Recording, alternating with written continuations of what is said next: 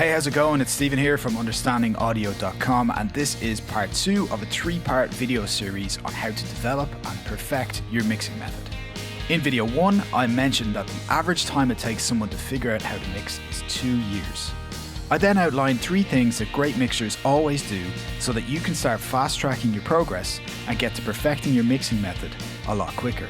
Now, if you haven't seen that video, you should check it out, but stick with me for right now. Now, I mentioned at the end of my last video that I'd be going really in depth on EQ, and that's what this video is all about. EQ is an incredibly powerful tool to help you get great mixes when it's applied the right way, just like any of the tools in our mixing arsenal. One of the main reasons why it can take someone up to 2 years to figure out how to mix is because they don't understand EQ. They might have an idea of how to use it, but they don't know why it's used. Understanding why, as well as how, is what I'm all about. Now, I'm going to talk specifically about mid-range and mid-range EQ today, but first let me explain 4 reasons why we use EQ. There are more, but these affect the mid-range the most. Now, the first reason why we use EQ is to balance the frequency spectrum. We use frequency to continue balancing the mix after we set our faders and pan pots. A frequency range that's overemphasized or a frequency range that's lacking will be very noticeable. EQ helps us to narrow or widen the frequency size of instruments or shift them lower or higher on the frequency spectrum. The second reason why we use EQ is finer level adjustment. Your faders are general, but EQ is very specific. A small boost in a very specific frequency range can be unbelievably effective. If you push a fader on a certain instrument, every frequency of that instrument is also going to get boosted. But leaving your fader where it is and boosting only a certain frequency range on that instrument can be unbelievably effective. The third reason why we use EQ is for separation and definition. Now, by separation, I mean it can remove masking issues where instruments are fighting each other for the same space. By using EQ, you can cut out the frequencies that aren't needed so that you can make space. If you've got a very busy mix with a lot going on, that's going to be really difficult to do with just faders and pan pots, so EQ is your friend. So separation and definition go hand in hand. We want to define the elements of a mix very clearly based on the overall mix plan. And if you don't have a mix plan, you need to get one. Remember, the fundamental thing that all great mixers do is serve the song. If I can teach you anything, that's it. That is the baseline of your method. And back to EQ, we might want a certain element to sound muddy or distant or something to be aggressive and in your face. And the worst thing that can happen is that the element we want to be in your face sounds muddy and distant. EQ provides that definition, or lack thereof as the case may be, depending upon what you want. And finally, when it comes to EQ, the fourth reason why we use it, that I'm going to talk about today, is to remove unwanted content and compensate for a bad recording. Bad recordings happen, especially in home studios and with people lacking experience, with people with lots of experience. Sometimes things just go wrong. But EQ is there to help you remove hiss, noise, ground hum, spill that a gate can't fix, and so on. So now that you understand the why, it's time to move on to the purpose of this video, how to EQ the mid-range. Just before we get to that, there are a lot of numbers when it comes to EQ. You will see a lot of numbers like 400, 4,000, 6,400, 12,500. What do all these numbers mean? Well, let's start with the fundamentals. And what the fundamental is the lowest audible frequency of a sound. It gives it its pitch. Well, now while we're talking about these terms, let me roll through a couple more. Harmonics are also very important. They're a multiple of the fundamental. So if you've got a 100 hertz fundamental, the harmonics will be at 200, 300, 400, 500, and so on. Now, I said that a fundamental gives a sound its pitch, and a harmonic or harmonics give a sound its color. Another term you're going to need to be thinking about is overtones. If there's a fundamental at 200 hertz, then 260 hertz would be an overtone. And if you think about a snare drum and a snare drum hit, this produces a lot of noise. And you can't really zero in on the pitch of a snare drum because it has so many overtones. So kick and bass fundamentals are between 20 and 60 hertz, and then most other fundamentals are in the upper bass between 100 and 250 hertz. But we're talking about the mid-range, so let's focus on the low mids now, and that's between 250 hertz and 2K. In here, you might still have some fundamentals, probably in the lower section of this range, but this is mostly low order harmonics. Here you're going to have frequencies really starting to color instruments. If everything sounds good in this range, you're going to have a nice tone, color, body, and warmth. If there's too much, generally up to about the 500 hertz mark, you're going to associate the term mud with that range. From 500 up to about 1K, if there's too much in that range or in that band, you're going to associate the words nasal or honky with it. So you're going to want to pull back. Those terms, honky and nasal, could probably go up as high as 4K. And honky is a more extreme version of nasal. All right, so next we got the high mids. So that's from 2K to 6K. So in here. So our ears react a lot more to frequencies in this range because of our loudness perception and the equal loudness contours. The good terms for this range are presence, clarity, and intelligibility. You'll also hear terms like edge and loudness being used. If you got too much going on in this range, you'll hear words like harsh or sibilant. Sibilant usually means there's too much of an S or a ch sound. If you don't have enough going on in this frequency range, things are going to sound really distant. So now you know what all those numbers mean and how they apply to your mid-range. Having those terms in your head is going to serve you so well when it comes to mixing. Now, if somebody says to you, it sounds a bit distant or it sounds a bit muddy, you'll know exactly what to do to fix it. So now let's take a look at this in action, and what better example to show you than 6 guitars layered together. A lot of mid-range stuff going on here. This music again is a track I mixed for my friend Monsieur Alice, and here's the break section in the song where there's a bit of a guitar solo going on and some pretty cool vocals. Here you go.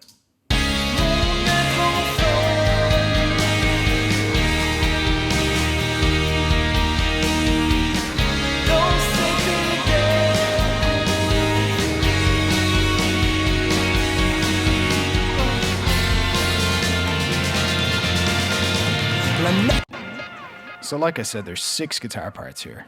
1, 2, 3, 4, 5, 6. Let me make this a little smaller so you can see them all at once.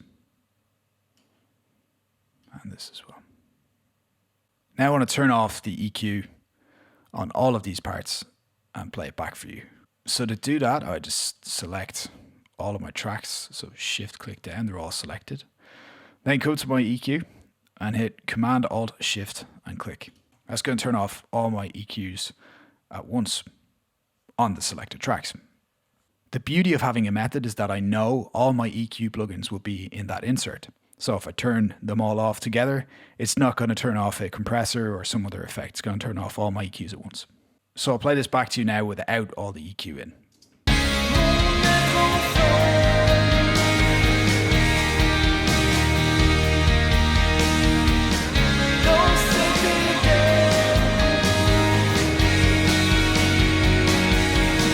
Sounds okay, but with the EQ in.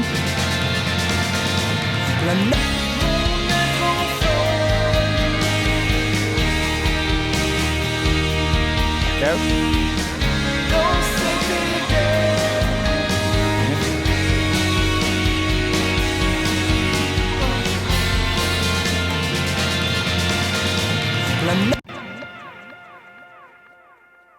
So I'm sure you can hear there's much more excitement with the EQ in. It sounds fine without it, but with it in, it just brings that mix to life, just gives it that excitement, like I said.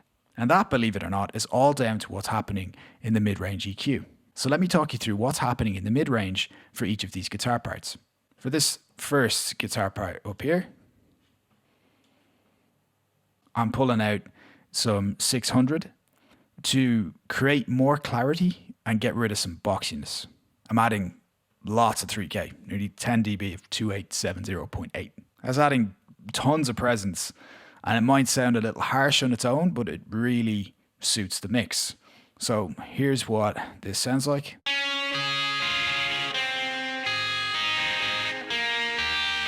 Taking it out. Sounds pretty cool on its own. This back in. With all the guitars.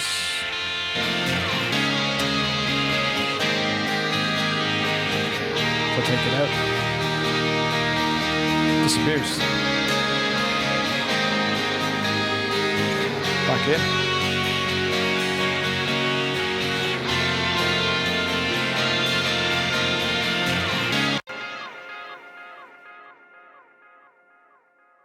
So again, the EQ is making it more clear and present in the mix. Next is an acoustic guitar part. And on that EQ, in the mid-range, which is all we're concerned about, it's pretty much where all the action is taking place, there's a 3.5 dB boost at 580, which is going to add a woody sound to the guitar. And then right at the threshold of where I would say the mid-range ends and the high end begins at around 6K, I've added a little presence and attack to the sound with this 3 dB boost at 6K.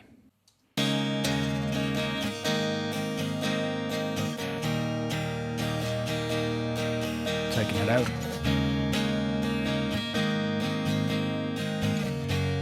Back in. So here's what I mean by this woody sound. This is more of it. Taking it out. Where it is in the mix. In the mix.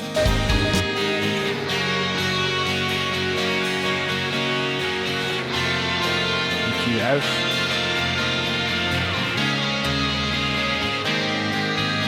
Back in. Out.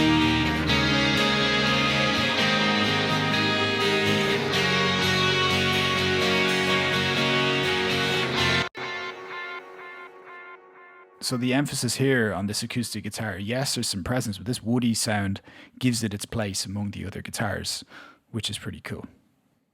Next, we got our first rhythm guitar, which is over on the left-hand side. And in the mid-range, we got an 800 hertz boost, 5 dB. What that's going to do is going to add more crunch. This 2K boost, more presence. Should be getting used to these terms now. And then 5K. There's a boost here as well, 7.93 dB, quite a lot. That's presence again. It's a little higher and brighter, giving some edge to the sound. Here's what's going on.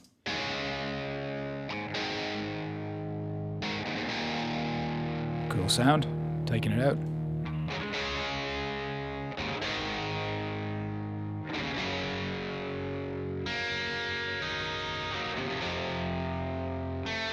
Back in. Out. So it's got more edge to it with that EQ in. Yeah, better, right? Now, when you pair this up with guitar 2 on the right, what's happening here is there's a 10 dB boost at about 380, adding more crunch, different to the other guitar. It's at a different frequency. There's 800 in the guitar on the left, there's 380 on the guitar on the right. And I'm taking out some presence in this guitar around 2.5K, 4 dB out. It's a more persistent sound in the mix, and these two are playing together on the left and on the right. So I wanted to add a bit more balance to it, and you'll hear exactly what I mean when I play it back. This 5K boost is adding a little more presence in a higher frequency range. So here are these two parts together.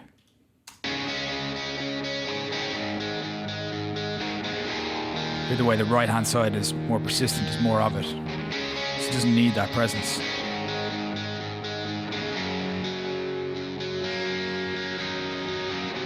Alright, EQ out. They don't blend and gel as well. I'm gonna put the EQ in.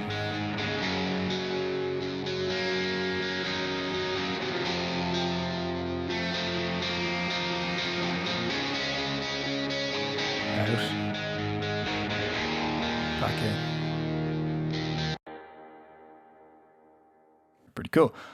And finally, I have these solo guitars down here.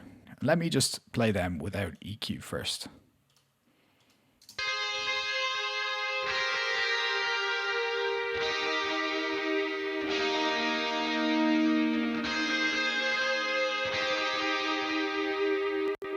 All right, so on the left-hand side, it's not panned fully left.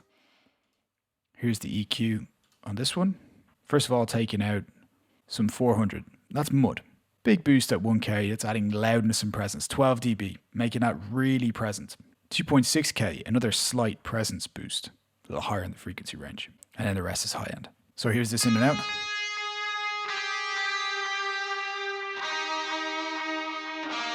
Out. Back in. What you're hearing on the right is a delay.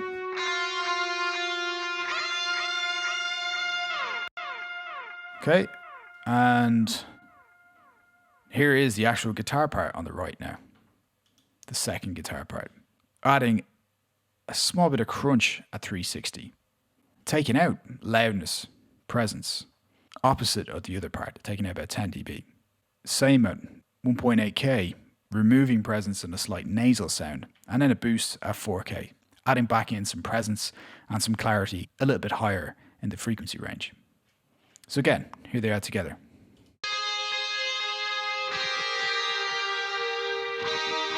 It's kind of that swarm effect with the delays. You take them out.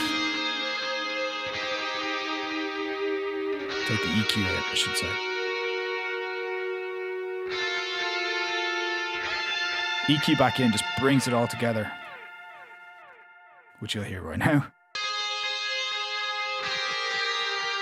It's just nicely balanced. Without. Back in.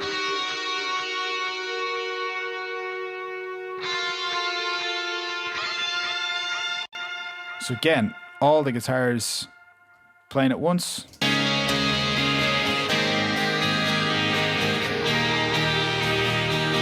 All the EQs out.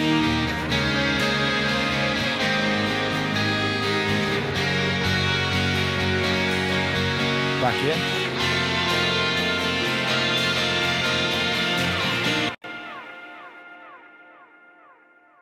So yes, I can hear you say, and you can see there are other things going on in the low end and on the high end on these guitar parts. But the mid-range is the most important here. And I can prove it. If you come right up onto the stereo bus and add an EQ to the stereo bus, and any EQ, I've put the REQ2 on. This is covered in my video, a little known way to balance your mid-range, and if you want to see it in more depth, go and check out that video. But for right now, what you want to do is put a high-pass filter at 250 Hertz, which is the beginning of the mid-range, and then a low-pass filter at 6K. Now, if I turn this plugin on and play this back, this is just the mid-range. That's the full frequency spectrum, just the mid-range.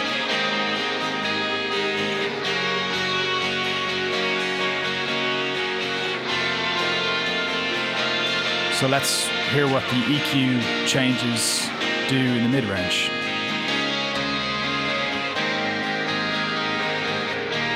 Alright, sounds fine. Let's bring those EQ changes back in. Brings those guitar parts together.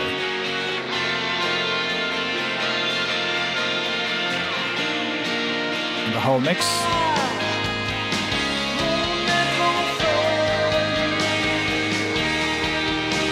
EQ in and out. Big difference.